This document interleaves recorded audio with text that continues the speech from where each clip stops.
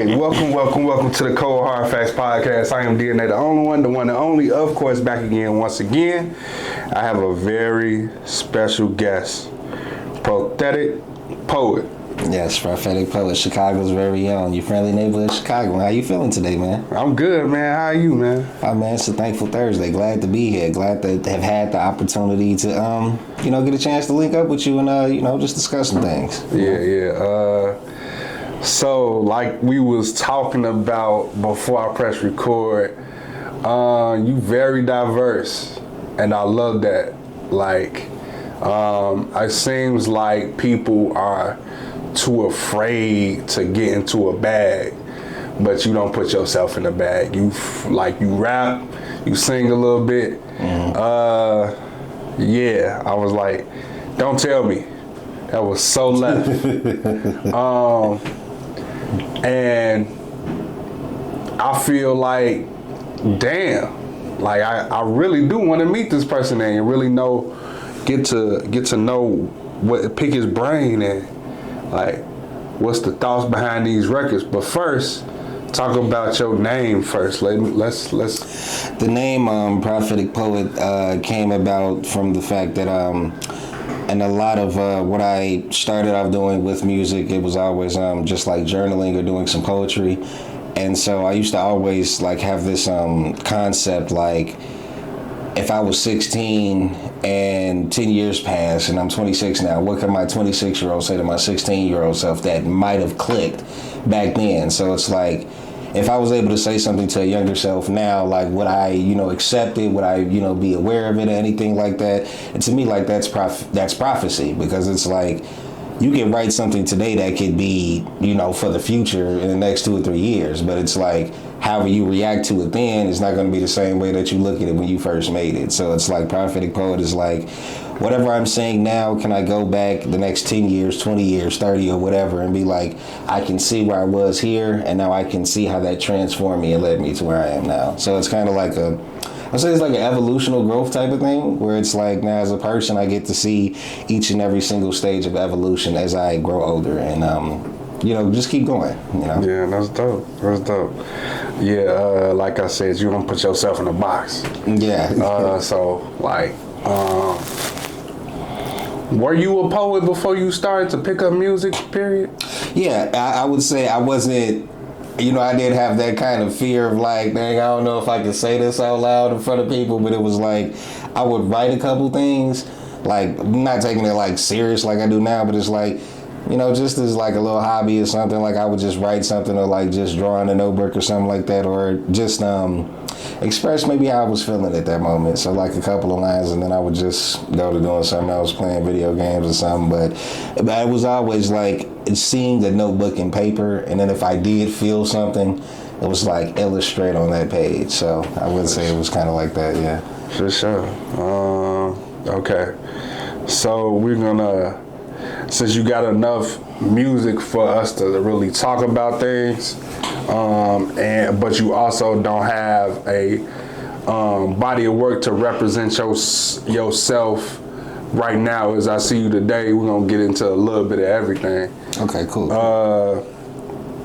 Talk to me about Smack in 2023. Smack was really, if I can be wholeheartedly honest with you, that song was really written in 2017, but didn't really get released until 6 years later. But Smack came about when it was a cousin of mine that I was doing music with, and we was thinking about putting together like a little mixtape or something back in the day. And it was gonna be like that title song or like, the hit song off of it, because it was like every single song that you listen to off this project is a slap. It smacks. It's like if you're riding down the street, if you're riding through your hood, you know what I'm saying, people hear it and they're like, what's that? Oh, that's a smack. You know what I'm saying? Like just hearing that, it's like it comes on and it's like instant hook, because every single song, as the hook is, every single song on the mixtape smack. Every single song I got a snap. So that was pretty much what it was. Okay. Can you talk to me about what was the reason behind that stop? Like that mixtape never came out, and I would say it really came about because he ended up moving from Chicago. Okay. So it was kind of like he had transitioned from the Chicago to Texas. So then it was like, you know, trying to go back and forth came a little bit of a hassle at that time. So pretty much we probably might come back to it to actually having something where it's like now, like out of those years that have passed and stuff that we didn't came up with now, it's like really come together with something that's going to be probably even better than that. Right. But at that point in time, it was kind of like, I would say that distance kind of made it a little bit harder for us to, you know, come together as we were to kind of make that happen. But that song did get to come out from that process of creating those songs, and still to this day, you know, every single song on the mixtape smack, you know. Okay. No. Now, like, yeah, let's talk about this. Don't tell me. What exactly was you thinking about when you created that? Man, you see, Don't Tell Me came apart about where it's like, you know, everybody in this generation seems like a hopeless romantic all the time. And it's like some of us are. And it's like some of us kind of fake are, but not really. But Don't Tell Me was kind of like, I would say, a climax of a relationship where it's like, you wouldn't want somebody that you've been, you know, with or something to lie about you that may be something serious, you know, saying vice versa. So it was like that song was an introspection of like, it's not just me saying it. If I was telling it to the woman, like, you know, don't tell me you lied, it's also like a reciprocal of her saying the same thing to me too. So it's like a conversation of both parties feeling the same thing. Like, and I really was trying to get that out, like, because it came out last year, and I was trying to get it out for, like, you know, like the little Valentine's, you know what I'm saying, ideas and stuff like that. But Don't Tell Me was really just about finding out some things in the relationship that, you know, you didn't want to be lied about. Right. And then once you actually come to the conclusion of seeing it, it's like, you know, your reaction and how you feel is valid, but how you react after that is a totally different story. So, you know, you probably might be mad, probably might crash out or something like that, but it's really about if you're strong enough to be able to handle something that somebody didn't tell you that can affect you in a certain way. So, right, yeah. Exactly. So don't tell me you lied. You know, please don't tell me. Yeah, exactly. So, let's get into the boring interview questions, but at the same time they're not. So who's your favorite artist right now? Not you. I would say my favorite artist right now is Kendrick Lamar. Okay. I would say, yeah, Kung Fu Kenny. For sure. Do you want to be signed? I would say, as of right now, I wouldn't, because I really see the importance and the wherewithal of being independent, where it's really like you get to really see everything firsthand because it has to all be done by you in some sort of way, especially even if like you have a team that, you know, do certain extensions, but it's like it's about you really knowing where you would want to take your career, what kind of artist you would want to be, where you would want to see yourself actually. Right. So I think it being independent is a little bit more has a better return of investment at the end of the day, because you get to keep everything, you know what I'm saying? Where with the label, it's like being under this person or under that person, and then being a subsidiary. So I would kind of feel like if I could stay independent, I think that would be the best thing, because then I could actually be in control of everything, records, merchandise, anything with my name on it. So ownership and independence, I feel like, is the best route. For sure. Let's see. So, if you could put a timestamp on when you started to record yourself, or just recording music, period, how long you would say you've been doing it so far? It's this year, June of this year will be 10 years. Okay. Yeah. So you relatively, like when you was younger. Yeah. Who was your influences when you started? Influence when I was started, I was very heavily influenced by Andre 3000. I listened to a lot of Outkast. Kendrick was still, you know, a very big thing. Kendrick, J. Cole, and I would also say somebody who that recently came about that people just started like really looking into. If you ever heard of him, Smino. Yeah, So absolutely. pretty much, because I love the like funk that he had in like the music with his beats and everything like that. Because for me, it was mostly like I wasn't like morally making music like how everybody else in the city was. Like if it was some drill or some gangster type shit, it was more like I wanted to find a different lane because I kind of feel like we got so much to talk about. Like, you know, so like let's talk about everything. Right. You know what I'm saying? Instead of like the beef we got to with the people on the street. So for me, it was more like branching out of the norm and really being like, let's see how great your wordplay can be. Like how real can you be with your art, and can it really be art as we know it? So pretty much for those influences growing up, I would say, because it was more, you know, I was younger, it was more like, you know, express yourself and, you know, like get into your groove. So with those people that I was listening to, I feel like it made me more open to dive into that when I would get into writing or creating some music. For sure.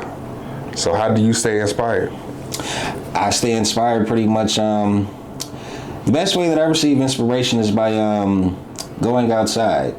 I would say going outside, seeing new things in the world, not being cooped up in the house, because I kind of feel like, you know, you got to get you some time outside. You got to breathe some different air. You got to see some different people, you know, hear a conversation or have one, or just the scenery, you know what I'm saying? Just the scenery of being outside, you might see something that might spark an idea or evoke a feeling that you may not have really understood before, and really just bring it all out of you. So I really feel like the best inspiration comes from being outside and being in the world. Yeah, for sure. Okay, so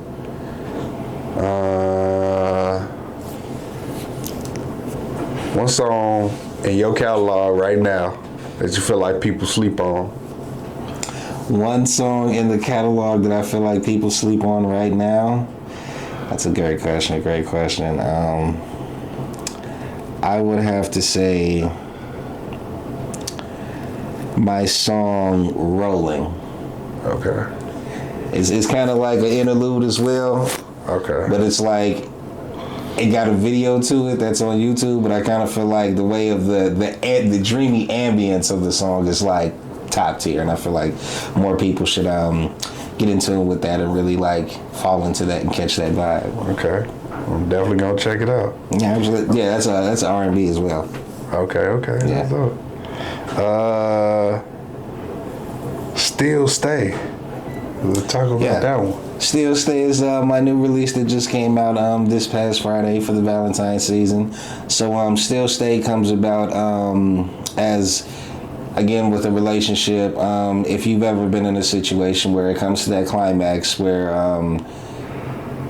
if you felt like, you know, you love this person and you have an attachment to them, but you know that maybe at this point it's not really how Usher said it in Let It Burn, the party ain't jumping like it used to, you know what I'm saying? So it's like you're here and it's like you feel the comfort and everything that you've been accustomed to, but it's like, should I still stay here even though I feel like, and it's not like to say the woman's terrible or the relationship was terrible, but it's like sometimes I do feel like we outgrow certain things, and it's just kind of like natural, not to be like against anybody, but it's kind of like saying, do you think that you're going to be with the same person at 25 when you're 50?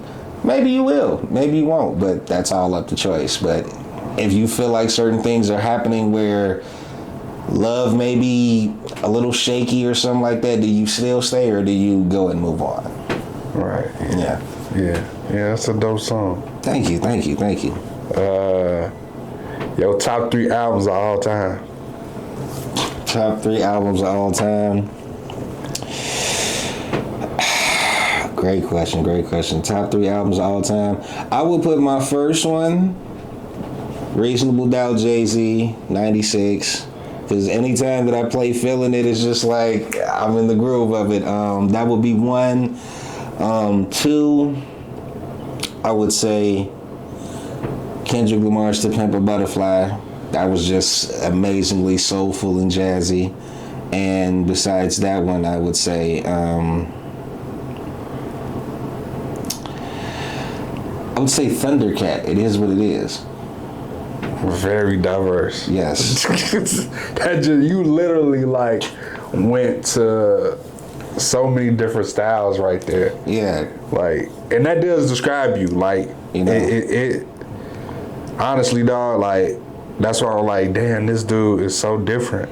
Like, he's not, and he don't limit himself. And then, like, I also want to say, I want us to say this and tell you this because, like, this is one of those times where I feel like, okay, when you do things like that, where you so diverse, it also helps you to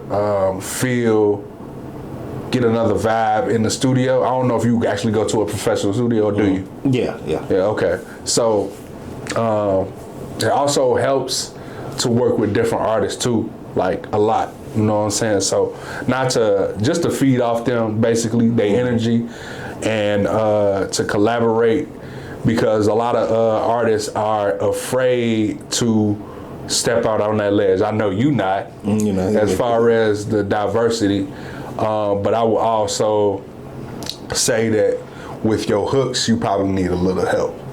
Not saying that they're terrible, but they need some polishing. Like, so I would say, like, just get with another artist, and when you on those diversity type waves, and really stick with them and see what the hook would add, because we all pride ourselves on, like, I feel like this is the best move, right, as far as the hook goes,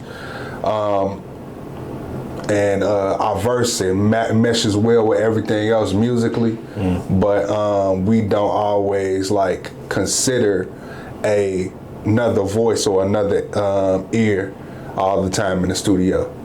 Like, the engineer is just there to do their job as far as their vocals and everything, the vocals and putting everything together, mixing and mastering and everything. So, but another artist will definitely help you elevate more. You feel me? So that's why I'm like, bro, like, that's great that you just like on the right track. Yeah, thank you. Minute. Yeah. Talk about that one. So Minute, this would be like the most hilarious thing ever. Minute literally came from I was listening to the instrumental in the car with a friend, and we were just like kind of freestyling over the beat, and then it literally came across as like I don't know how, we were just like extremely high out of our mind, and it was like I just had this idea where it was like, the ice cream man, comes in the ice cream truck, and he gives out ice cream, and then it was like, dang, what if I was, instead of with the ice cream man, it was the cotton candy man? So it was like a whole different twist with it. You know what I'm saying? What kind of flavor you want? And then it's like, it's this girl who like, comes up and she's like, hey, can I, get some cotton candy? And it's like, I give you some cotton candy, you give me, you know what I'm saying? Right. So, and it was just like, out of nowhere, like the incredible, the hook came and everything like that, and it was just all off of like, while we're sitting up here with each other, you know what I'm saying, it's been a minute, so it's like, if you feel like it, we can kind of fall in love for a minute, you know what I'm saying? Right. Everything happens in a minute, like even in a part of the song where, like that bridge where it's like, so is it only gonna last for a minute? And it's like, a minute can be now, it can be later, it can be forever, a minute can be whatever, as long as people talking, we here with this minute, For sure. So that was literally just like a funny idea that ended up coming into a song that actually ended up sounding really good. So that's pretty much how Minute came about. Yeah. That's dope. So I ain't even tell you my favorites. Smack, Don't Tell Me, and Still Stay are my favorites from you so far. Great. Thank you. Yeah. So next I wanna know, like, as far as when you create, do you smoke before you create too? Or is that a no? It kind of varies. It might be before, it might be after, and it might be during. Okay. So I'm pretty much out of those three things. But because normally when you go and record, it's kind of like normal to, smoke it either before, after, or during the studio session. Right. So for me, it's pretty much like, if I'm doing it before, then it's pretty much like I'll be kind of more zoned in on listening to the beat and, getting thinking of what words I could say or a concept or hook that way. During and after, it's pretty much just like I probably already got something, laid down, and it's just like amplifying and building off of that. So like if I do it before I'm recording, it'll just be like zone in, really lock in with it. Hear yourself behind it in your head or anything like that, or how you could, put what you got towards it. And if I'm smoking while or after, it's pretty much to build and enhance what I've already probably laid down already. Right, for sure. So take me into a day in the studio. Like, how do you go about creating your song when you first get into the studio? So when I go to first create the song, it pretty much starts as like I'll probably have a notebook and probably be writing in it, and first thing I do is like reflect emotionally or about how I feel in that exact moment. And so after I write that down, then pretty much go through any beats that I may already have in a vault, and see which one of those instruments or whatever I hear in the beats pulls out that exact thing that I wrote down on paper. And so once it pulls that out, then pretty much I go into like I guess like a storyboard, because you know what I'm saying? Because like in music, I kind of feel like it's like film. Like you're putting together something audio that could be seen visually through someone's imagination. So it's like when you heard the song Still Stay, there was something that you seen in your head while listening to it, just as well as the other songs. So it's like while doing it, it's like, how am I going to create this audio visual type thing? And it's like to the point where somebody can feel it, they can connect with it, and they can recognize it. So it goes pretty much along that line where I just start, with the notebook, write out how I might be feeling at that point, browse through some things that go along with that feeling, and then whatever comes out is pretty much what I build on. And then pretty much always starts with hooks or a chorus or something like that, and then the lyrics will lead into that hook or chorus after that. Right. So, do you self-produce also? A little bit, not as much as I would like to, because I kind of feel like sometimes it can be kind of time consuming, because it'd be kind of like it's like seeing everything on the computers, like you've seen it so many times, and it's like you kind of know where certain things go, like certain nodes and stuff when you're making beats and stuff like that. But I would say I've mostly been kind of either working with somebody or like go to a website where I could probably lease it that way or anything like that. But I do feel like for future projects, the more I create, I do want to have something that I can 100% say that I actually produced and then wrote all the songs and made it an actual body of work. So then that way it'd be like that was like the real special, one of the more special projects and everything like that. So when I be able to do that, I feel like that'd be a very big goal accomplished. Yeah, very big goal accomplished. Definitely. Favorite producers that you want to work with? Favorite producers? I would love to work with K Trinata, because that electric funk is ridiculous. DJ Mustard, of course. Okay. From the Run with Kendrick, that was crazy. And let me see who else. I would also like to work with Pharrell. For real. Yeah. Like the Neptune Essence, like the earlier days, from like Frontin' and all of that stuff he did with Jay-Z and Snoop. Those three, Dope. What do you feel like your biggest accomplishment in music is so far? I feel like my biggest accomplishment in music so far is, it's actually, I would say it's more than one. But I would say one of the biggest ones last year, I got to perform for the Lollapalooza showcase. Dope. So I would say that was really something that year told me, even if things may be not working the way that you feel like they should, something is about to come that's going to lead you in the direction to let you know that you are on the right path. So I would say the biggest thing, and that was just recent, within the last year. So I would say being able to be a part of that big, showcase was something that was like, hey, it's just another step of you getting where you're trying to go. Right. So that event last year was most definitely something that I look back on even today still, and it's like, I actually got to do that. Like, that really happened. You know what I'm saying? I was really like, that was there. That was me. You know what I'm saying? Yeah. So that was one of the biggest moments. Okay. You said you got another one? Yeah. Being in a magazine. Working with this working with AIA Collaborative, if you've ever heard of them, pretty much. And the first time also was last year. Got a part in a showcase and was a part of the magazine that came out, and then being able to show people that and for people to see it, and then for me to also know that that exists, it was just kind of like, wow, like I'm actually getting closer to the actual goal of what I want to be like, because now that's exposure, it's visibility. Like, absolutely. You know, we see you on a magazine, you did this, you know, you was at the showcase, you performed here, this. It was like all of the dots are aligning where people are like, the more people see me and the more that they get the familiarity, then it's like, I like that prophetic guy. Like, yeah, play still stay. You know what I'm saying? For sure. Unfortunately, I ain't got nothing else for you, dude. If you want to do shout outs, you can.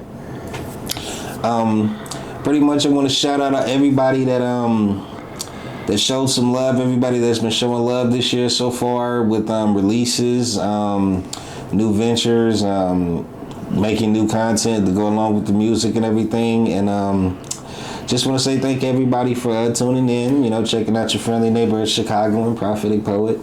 And as always, you know, it's nothing but peace, love, and hair grease, and more music coming on the way, new visuals, and just stay tuned. It's all coming.